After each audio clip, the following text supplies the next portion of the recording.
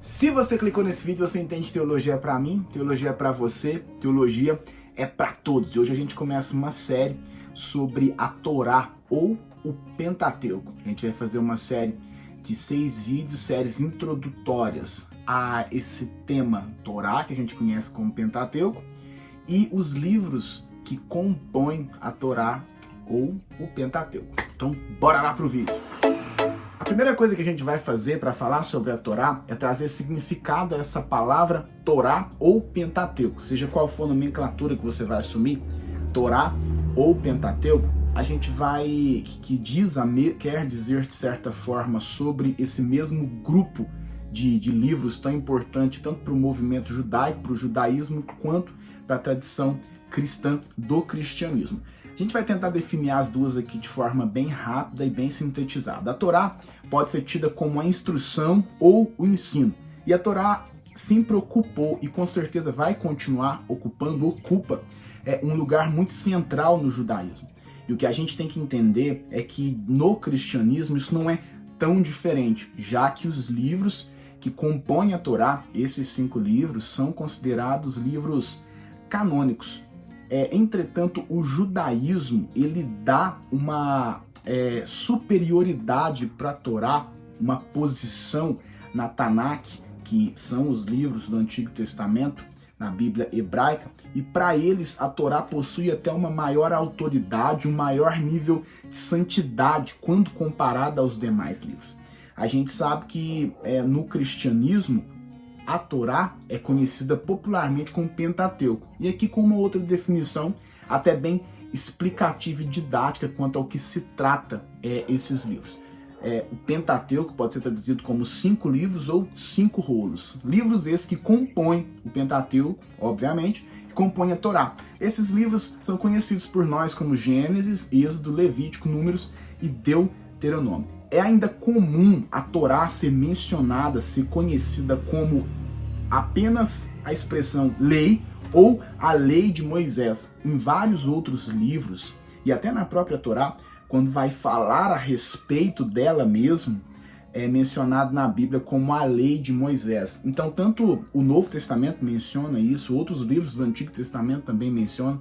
Quando essa menção à lei ou a lei de Moisés for encontrada por você na sua leitura, nos seus estudos bíblicos, com certeza está se resumindo a esses 5 livros, de certa forma, conhecidos como a Torá. A Torá ela é formada por um grupo de livros com uma grande variedade de gêneros literários. A gente falou um pouquinho, definiu o que é gênero literário em um de nossos vídeos, na nossa playlist aí que tem no nosso canal sobre a introdução, uma breve introdução à Bíblia. E eu até estou devendo um vídeo mais amplo, mais explicativo para vocês sobre gêneros literários, mas gêneros literários são diferentes formas de escrita, e essas diferentes formas de escrita, elas, quando abordadas, quando diante de nós, têm diferentes formas de interpretações e assim por diante, mas esse é assunto para um outro vídeo. Mas a Torá é formada por um grupo de livros que tem uma grande variedade desses gêneros literários diferentes. Primeiro, não tem como a gente não perceber que a grande parte da Torá é constituída por narrativas históricas. A grande realidade é que a Torá ela traz ali a ideia inicial, introdutória de toda a história do povo hebreu, do povo judeu e assim por diante. No entanto, há também outros gêneros literários além das narrativas na Torá. Há também ali gêneros literários conhecidos como genealogias, códigos legais, poesia, descrições de cerimônias, rituais e etc. É um composto de livros muito rico e com diversos gêneros literários diferentes se misturando a todo tempo. Além da predominância dessa narrativa, que é o gênero literário mais presente na Torá, outro importante gênero literário na Torá é a poesia. Por exemplo, a gente percebe no meio do judaísmo que para eles, e até nós podemos compreender e perceber com muita tranquilidade, que as mais importantes composições poéticas hebraicas estão na Torá. A gente vai citar alguns aqui, mas, por exemplo, existem hinos de vitória que estão em um gênero literário poético, como Êxodo capítulo 15, quando aquele povo sai ali do Egito, Deus os liberta do Egito por meio da liderança de Moisés, e eles entoam um hino de vitória em um gênero literário poético. Existem bênçãos familiares, por exemplo, em Gênesis 49, quando Jacó ele abençoa ali a sua descendência. Existem orações tidas com gêneros literários poéticos, como em Números capítulo 6, versículo 22 ali ao 27, entre outros que poderiam ser descritas. Então, dentro dessas narrativas, que é o gênero literário que é mais comum nesses livros que compõem a Torá, se encontram outros gêneros literários ali que são muito comuns. Além da poesia, a profecia também está muito presente na Torá. Em Gênesis capítulo 15, a gente vê ali no versículo 12 ao 16, de forma profética, como o próprio Deus revela a Abraão ali o seu futuro, que seria da sua descendência. A gente percebe, por exemplo, em Gênesis 40 e 41, quando José ele interpreta sonhos ali de forma profética. Então, são gêneros literários que estão dentro das narrativas. É importante a gente ainda destacar a presença do gênero literário normativo na Torá. E esse é muito importante. Por que é muito importante? Porque ele traz consigo alguns conjuntos de leis, de preceitos, de regras. Quando a gente fala de um gênero literário normativo, é um estilo literário que traz muitas regras, normas, leis, muitos preceitos. E é o que a gente enxerga em grande parte também da Torá.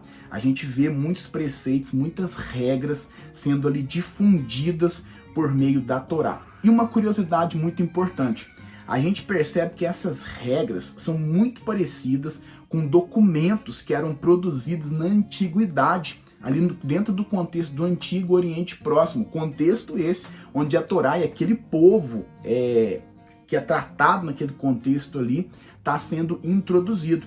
O famoso, por exemplo, Código de Hammurabi é muito mais antigo do que qualquer escrito do Antigo Testamento. E a gente pode perceber uma semelhança na forma de escrita, uma semelhança nesse gênero literário comum na Torá, nos códigos de Hammurabi. É como se o estilo da escrita fosse pego emprestado de algumas outras culturas do contexto do Antigo Oriente Próximo, e esses autores tivessem usado de empréstimo esse estilo de escrita que já era comum naquele tempo. A Torá, de forma simplificada, seria então uma instrução central nas coisas necessárias para o povo de Deus viver uma vida justa, uma vida em santidade, uma aliança com Yahvé. Se a gente pudesse simplificar, o que eu quero dizer aqui, o que a Torá significa, o que ela quer ensinar, a Torá ela é um conjunto de regras, normas, leis, preceitos, desenvolvidos ali por meio de uma grande narrativa que ensinaria aquele povo a viver uma vida em santidade, ensinaria aquele povo a viver uma vida justa, ensinaria aquele povo a viver conforme a aliança que Yahvé propôs àquele povo. A palavra aliança é muito importante quando se trata de falarmos da Torá.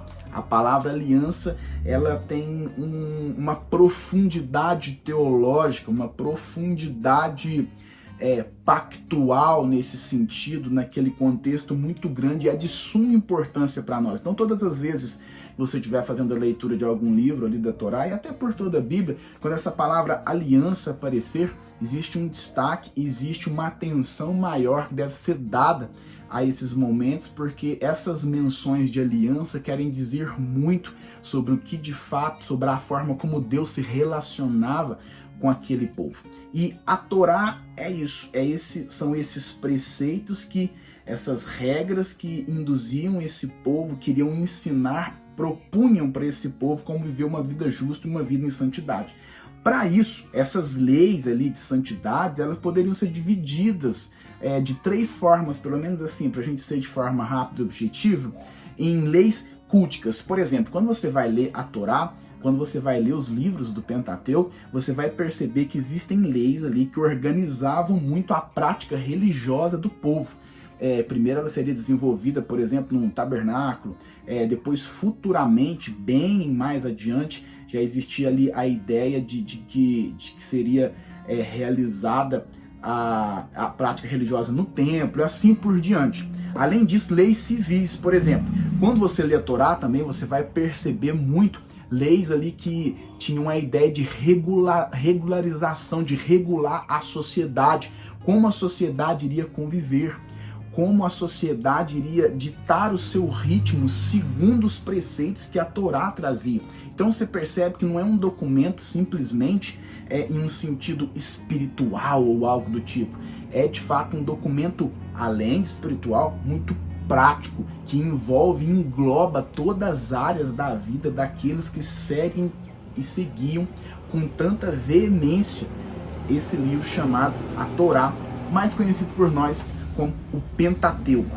E a gente vai perceber ainda também muitas leis cerimoniais. Isso se trata de regras de moralidade no cotidiano do povo de Deus. Você vai perceber que quando você faz a leitura da Torá, você vai perceber muitas leis que demonstravam como o povo deveria agir em relação ao seu próximo, em relação àqueles do seu contexto, como eles deveriam preservar a sua moralidade nas suas relações interpessoais em relação a todos que estavam à sua volta. A Torá é marcada por isso.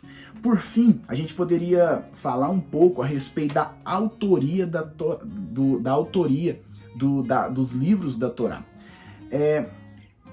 Eu creio na autoria mosaica, ou seja, eu creio que o autor dos livros da Torá, apesar de forma alguma, com isso não quer dizer que não houve ali alguns acréscimos de outros autores em alguns momentos, mas eu creio na autoria mosaica tendo Moisés como autor do Pentateuco, autor dos livros da Torá. É claro que esse vídeo não dá tempo da gente falar um pouco a respeito disso, mas a tradição mais conservadora acredita dessa forma. E é amplo o debate acadêmico, acalorado em relação à questão da autoria da Torá. Existem muitas outras hipóteses, e entre elas hipóteses documentais e assim por diante, que ditam a ideia de que outros autores escreveram a Torá e não Moisés. E dentro disso eu acho que é um assunto, um tema para um próximo vídeo, já que é um assunto muito amplo e até polêmico em relação a isso, mas em um primeiro sentido, em um primeiro momento, para essa nossa série que se inicia, onde nós vamos agora ter mais 5 vídeos, em cada vídeo falar um pouco sobre o livro de Gênesis, o livro do Êxodo, Levítico, Números e Deuteronômio, fazer uma introdução de cada livro para te ajudar a ler melhor, entender melhor esse livro, mas em um primeiro momento fica uma introdução a isso que nós conhecemos como a Torá, a instrução ou ensino, ou conhecido por nós como Pentateuco. Te aguardo no próximo vídeo, eu espero ter te ajudado e que Deus te abençoe.